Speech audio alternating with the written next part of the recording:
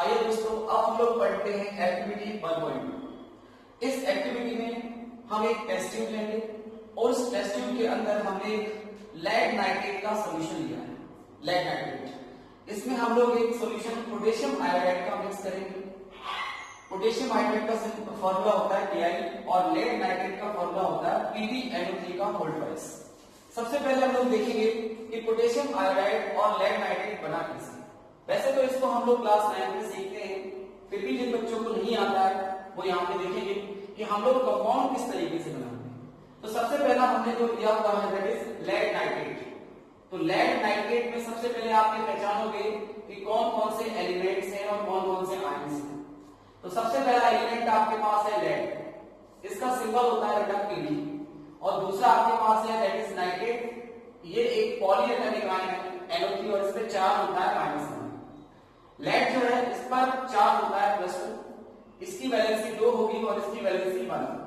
दोनों में जो चार्ज होते हैं वही इसकी वैलेंसी है, बस साइन का यूज हम लोग इसमें नहीं करते, ध्यान दें। फिर इसका जब हम क्रॉस मल्टीप्लाई करेंगे तो आप देखोगे PbNO3 का होल ट्वाइस। आपको क्या मिलेगा बेटा? PbNO3 का होल ट्वाइस। ये बन गया आपका लेड नाइट्रेट। इसी प्रकार से आपको पोटेशियम आयोडाइड बनाना है। तो पोटेशियम आयोडाइड आप लिखेंगे सबसे पहले पोटेशियम आयोडाइड। तो सबसे पहले पहचानेंगे कि कौन कौन से एलिमेंट है इसमें। एक है हमारे पास पोटेशियम और दूसरा है एलिमेंट आयोडीन, करेक्ट। अब पोटेशियम में चार्ज होता है +1, आयोडीन को होता है -1। दोनों की वैलेंसी 1 सेम है। जब भी वैलेंसी सेम हुआ करे आप सीधे जोड़ करके इसका प्रोडक्ट बना सकते हैं, सीधे Ki। तो इसका प्रोडक्ट क्या होगा बेटा? Ki, correct. तो यहाँ पर हमने एक टेस्ट ट्यूब ली है, इसके अंदर सबसे पहले हमने लेड नाइट्रेट का सॉल्यूशन लिया है और बाद में इसमें हमने एक और सॉल्यूशन पोटेशियम आयोडाइड का मिक्स किया। दोनों में आपस में रिएक्शन होगी और रिएक्शन होकर के आपको यहाँ पर प्रोडक्ट मिलेगी। तो प्रोडक्ट में आप देखोगे इसकी तली में टेस्ट ट्यूब की बॉटम पर आपको एक येलो कलर का प्रेसिपिटेट देखने को मिलेगा। एक येलो कलर का सब्सटेंस मिलेगा जिसको हम लोग प्रेसिपिटेट कहते हैं। प्रेसिपिटेट का मतलब है द सॉलिड इनसॉल्युबल सब्सटेंस। ऐसा सॉलिड सब्सटेंस जो कि सॉल्यूशन में घुले नहीं, उसको हम लोग प्रेसिपिटेट कहते हैं। और जो सब्सटेंस सॉल्यूशन में नहीं घुलेगा वो सीधे जाकर के बॉटम में बैठ जाएगा, करेक्ट। तो यहाँ पर आप देखोगे टेस्ट ट्यूब को नीचे से जब आप देखेंगे तो आपको एक येलो कलर का प्रेसिपिटेट देखने को मिलेगा। तो इस प्रेसिपिटेट का नाम होता है लेड आयोडाइड, करेक्ट। चलिए यहाँ पे एक सॉल्यूशन है ऊपर, ये आपको सॉल्यूशन मिलेगा जिसका नाम है पोटेशियम नाइट्रेट, जिसका फॉर्मूला होगा KNO3।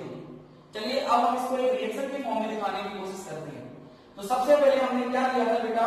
लेड नाइट्रेट लिया। देखिए PbNO3 का होल ट्वाइस प्लस इसमें हमने मिक्स किया Ki, पोटेशियम आयोडाइड। दोनों की रिएक्शन हुई।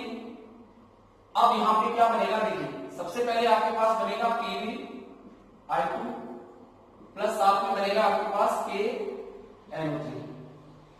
देखिए लेड नाइट्रेट एक सॉल्यूशन है तो इसकी स्टेट होगी एक्वस। पोटेशियम आयोडाइड भी एक सॉल्यूशन है, इसकी भी स्टेट हम लिखेंगे एक्वस। लेड आयोडाइड एक प्रेसिपिटेट है और ये सॉलिड फॉर्म में होगा तो इसकी स्टेट होगी सॉलिड। पोटेशियम नाइट्रेट भी क्या होगा बेटा? यहाँ पर एक्वस स्टेट में आपको मिलेगा। तो इस एक्टिविटी के अंदर हमने ये सीखा है कि यहाँ पे कुछ ऐसे सब्सटेंस मिलते हैं जो कि प्रेसिपिटेट बनाते हैं, जो सॉल्यूशन में घुलते नहीं है और तली में जाकर के बैठ जाते हैं। चलिए दोस्तों, अब हम लोग पढ़ने जा रहे हैं एक्टिविटी 1.3। इस एक्टिविटी में सबसे पहले हम लोग एक कॉनिकल फ्लास्क लेंगे, कौन जैसे आकार की कॉनिकल फ्लास्क। इसको हम लोग कॉनिकल फ्लास्क कहते हैं। इसका शेप और आकार बिल्कुल कैसा है? कॉन जैसा। इसमें हम लोग क्या करते हैं, यहाँ पर एक रबर की कॉर्क लगाते हैं, रबर का एक ढक्कन यूज करते हैं जिसमें बीच में एक छेद होता है। उस छेद के माध्यम से हम लोग इसमें एक ट्यूब, एक ग्लास की रॉड या ग्लास की ट्यूब इसके अंदर फिट करते हैं। इसमें हम लोग डाइल्यूट हाइड्रोक्लोरिक एसिड या डाइल्यूट सल्फ्यूरिक एसिड दोनों में से कोई एक ले सकते हैं और साथ में कुछ जिंक के छोटे छोटे टुकड़े लेते हैं जिनको आप जिंक ग्रेन्यूल्स कहते हैं। जिंक के टुकड़ों की और सल्फ्यूरिक एसिड या फिर हाइड्रोक्लोरिक एसिड की आपस में रिएक्शन होगी और रिएक्शन होकर के आप देखोगे आपको जिंक सल्फेट मिलेगा और साथ में कुछ एक गैस रिलीज होती हुई नजर आएगी। ये जो गैस है, यहाँ पर जो गैस रिलीज होगी दैट इज हाइड्रोजन गैस। कौन सी होगी बेटा? Hydrogen gas. अब इसको हम अगर रिएक्शन के फॉर्म में लिख के दिखाएं तो देखिए यहाँ पर जिंक है सॉलिड, इसकी रिएक्शन हम कराएं पहले HCl के साथ ले लेते हैं, हाइड्रोक्लोरिक एसिड एक्वस। अब आप देखो यहां पर आपको मिलेगा, यहां थोड़ा सा चेंज कर देते हैं, जिंक सल्फेट और आपको जिंक क्लोराइड कुछ भी मिल सकता है, जिंक क्लोराइड दोनों में से कोई एक।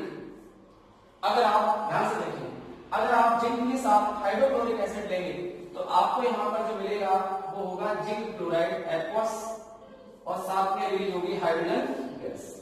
इसको बैलेंस करें तो यहाँ पे देखोगे क्लोरीन के 2 एटम है और क्लोरीन के यहाँ पर 1 एटम है, तो यहाँ से हम 2 का मल्टीप्लाई करेंगे। 2 का मल्टीप्लाई करने पर हाइड्रोजन के 2 एटम होंगे और यहाँ पर भी हाइड्रोजन के आपके पास 2 एटम। तो इस प्रकार से रिएक्शन बैलेंस है। आप देखोगे जब भी जिंक की रिएक्शन हम हाइड्रोक्लोरिक एसिड के साथ कराते हैं हमको जिंक क्लोराइड प्राप्त होता है और साथ में एक हाइड्रोजन गैस रिलीज होती है।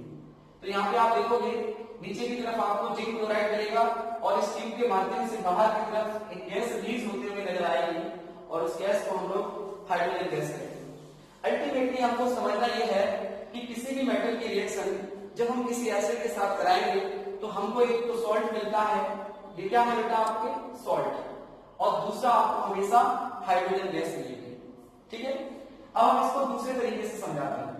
मान लो मैंने जिंक लिया सॉलिड और इसकी रिएक्शन मैंने कराई H2SO4 के साथ, सल्फ्यूरिक एसिड के साथ, तो यहां पर आपको मिलेगा जिंक सल्फेट ZnSO4 एक्वस, साथ में रिलीज होगी हाइड्रोजन गैस। ठीक है, दोनों रिएक्शन में आपको एक चीज तो कॉमन समझ में आ रही है कि जब भी किसी भी मेटल के साथ हम किसी एसिड की रिएक्शन कराएंगे, किसकी कराएंगे बेटा? एसिड की रिएक्शन, तो आपको हमेशा कौन सी गैस मिलेगी? Hydrogen gas. यहाँ पर भी हाइड्रोजन गैस और यहाँ पर दोनों केस में आपको हाइड्रोजन गैस मिलेगी। तो यहाँ आपको ये समझ में आ रहा है कि इस रिएक्शन में जब हम किसी मेटल की रिएक्शन एसिड से कराएंगे तो आपको हाइड्रोजन गैस प्राप्त होगी। ठीक है बेटा, चलिए दोस्तों, अभी हमने देखा है कि एक्टिविटी 1.1, एक्टिविटी 1.2 और एक्टिविटी 1.3 इनमें आपको कुछ चेंजेस देखने को जरूर मिले होंगे। यानी इन तीनों एक्टिविटी से हम लोग ये सीखते हैं कि जहां पर भी कोई केमिकल रिएक्शन होगी वहां पर कुछ चेंजेस देखने को जरूर मिलते हैं।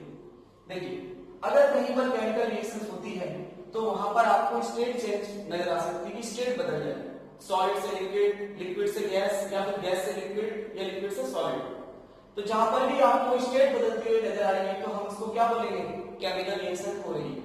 सेकंड, आप देखोगे कि जहां पर भी केमिकल रिएक्शन होगी वहां टेम्परेचर भी चेंज हो सकता है उसका, तो जहां टेम्परेचर चेंज हो सकता है उसको भी हम लोग एक केमिकल रिएक्शन कह सकते हैं। इसके बाद मान लो किसी रिएक्शन के दौरान आपको कलर चेंज होते हुए दिखाई दे रहा है, कलर अगर चेंज हो रहा है तभी हम उसको क्या बोलेंगे? केमिकल चेंज बोलेंगे और वहां पर केमिकल रिएक्शंस होगी। कुछ केमिकल रिएक्शंस ऐसी होती है जिनमें इवोल्यूशन ऑफ गैस होता है, जैसे अभी हमने पढ़ा था जिंक की रिएक्शन जब सल्फ्यूरिक एसिड से कराते हैं तो हाइड्रोजन गैस रिलीज होती है, करेक्ट। और कहीं कहीं हम लोग ये देखते हैं कि केमिकल रिएक्शन जब होती है तो आपको एक सॉलिड इनसॉल्युबल सब्सटेंस मिलता है, solid insoluble substance. Solid insoluble substance को हम लोग क्या कहते हैं? प्रेसिपिटेट बोलते हैं, सॉलिड इनसॉल्युबल सब्सटेंस, और इसको हम लोग बोलते हैं बेटा प्रेसिपिटेट। तो बहुत सारी ऐसी रिएक्शंस हैं जिनमें प्रेसिपिटेट का फॉर्मेशन होता है, तो जहां पर भी प्रेसिपिटेट बनेगा हम कहेंगे यहां पर केमिकल रिएक्शन हो रही है। तो इस प्रकार से आप देखोगे कि जहां पर भी केमिकल रिएक्शंस होती हैं वहां पर 5 प्रकार के चेंजेस आपको देखने को मिलेंगे और इसी को हम बोलते हैं कैरेक्टरिस्टिक्स ऑफ केमिकल रिएक्शन, यानी केमिकल रिएक्शन की विशेषताएं। ओके दोस्तों, अगर आपको हमारे वीडियो लेक्चर्स पसंद आते हैं तो लाइक करें, शेयर करें, सब्सक्राइब करें और बेल आइकन को अवश्य प्रेस करें जिससे कि आपको हमारे नए वीडियोस के नोटिफिकेशन प्राप्त हो सके। Thank you.